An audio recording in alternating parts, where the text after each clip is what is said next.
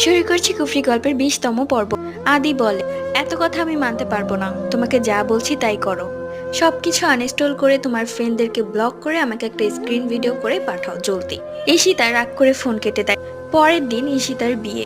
ঈশিতার মনটা খুবই খারাপ। সকাল থেকে তার মায়ের সাথে একটাও কথা বলছে না।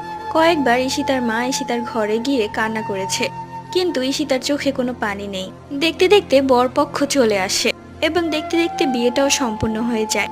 আদি ঈশিতাকে বিয়ে করে নিজের বাসায় চলে আসে। আসার সময় ঈশিতা তার মায়ের সাথে একটুও কথা বলেনি। বাসর ঘরে ঈশিতা বসে আছে। শাশুড়ি ঘরে ঢুকে কোনো কথা নেই, গলায় হাতে হাত দিয়ে দেখছে স্বর্ণ গহনা সব ঠিক আছে কিনা, এবং ঈশিতার গলা থেকে স্বর্ণের হার এবং বালা সবকিছুই খুলে নিয়ে যায়। ঈশিতা কিছুই বলে না। অনেকক্ষণ পর আদি ঘরে আসে।